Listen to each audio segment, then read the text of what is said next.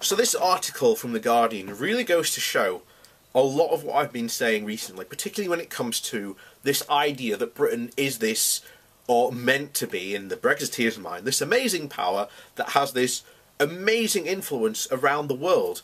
And yet, as I've said before, the idea that we could somehow survive and get our way, especially in the WTO, we wouldn't.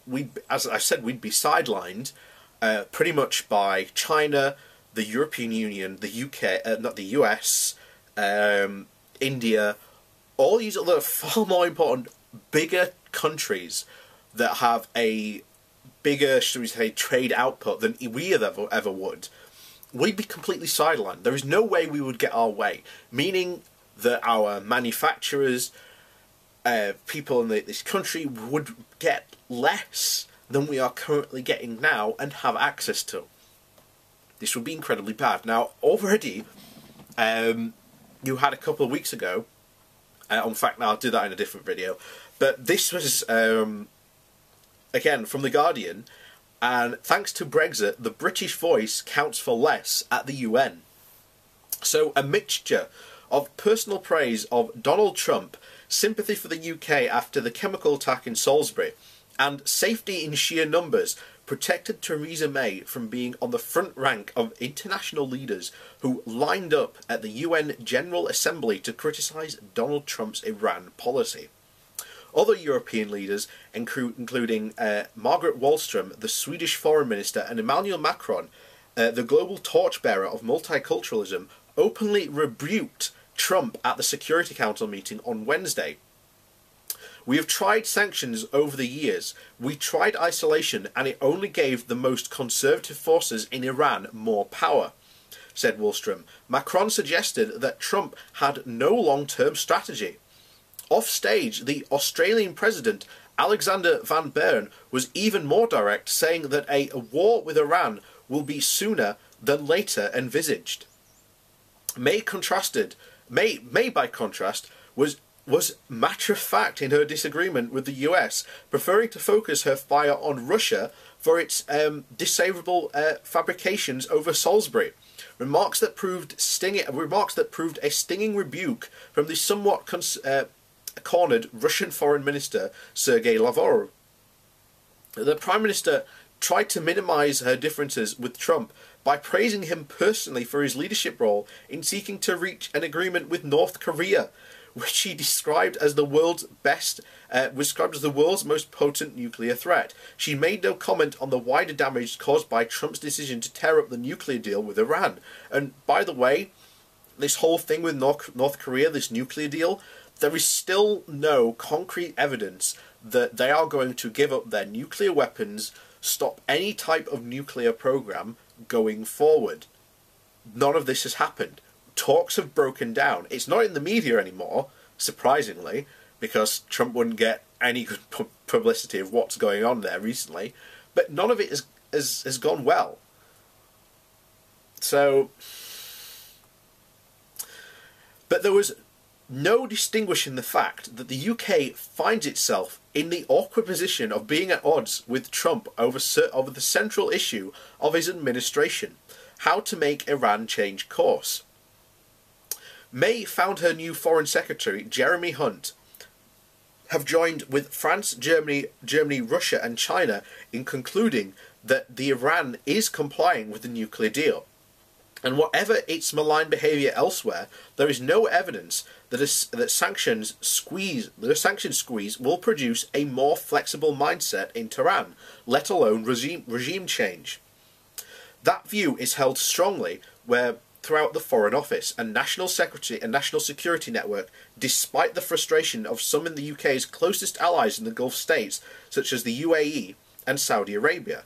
The UAE ferocious networks in the British government circles have had more than a year to try to persuade the UK to confront Iran over its behaviour in Iraq, Yemen and Syria.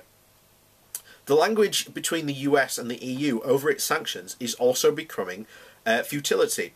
Earlier this week, Mike Pompeo, the US Secretary of State, described the EU efforts to shield European firms from trading with Iran as one of the most counterproductive measures imaginable for regional global peace and security. By substantiating revenues to the regime, you are solidifying Iran's ranking as the #1 state sponsor of terror. It is not a conversation that the UK officials enjoy, as they seek to show Britain can have leverage over Iran. But in truth, the British voice on everything else at the UN counts for less than it did under Tony Blair, Gordon Brown, or even David Cameron.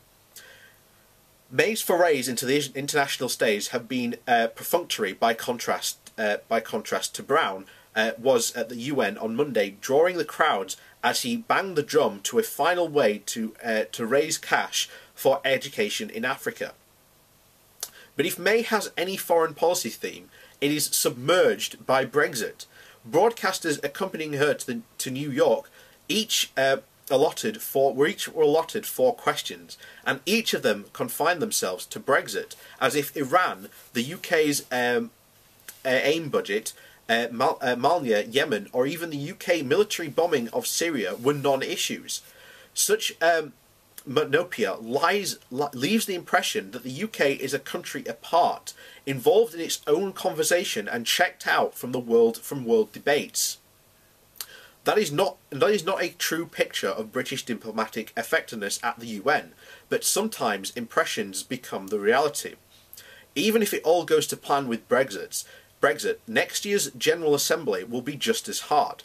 For the first time in decades, Britain will find itself as a non-European Union member, forced to justify its claim to be one of the 5 members of the UN Security Council, and British leaders, whoever they may be, will have to work even harder just to be heard.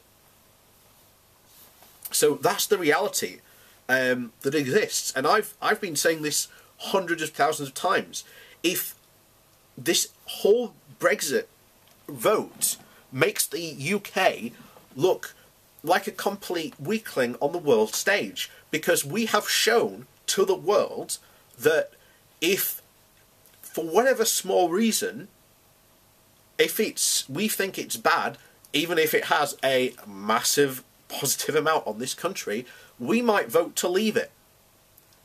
So in what world would any of these countries now want to work with us?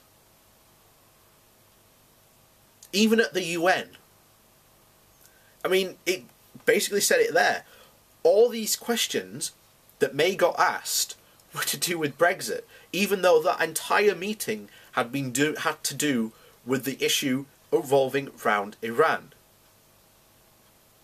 That should tell you how little the world actually generally cares about what the UK thinks about world politics, and how little influence we are going to have going forward after Brexit.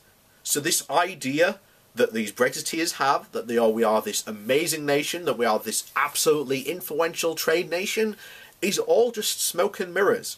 It's never existed. This country that they're talking about has never existed since before World War I. And that's the truth about this whole thing. This whole idea of, oh, you're putting down Britain, is just a sideline to,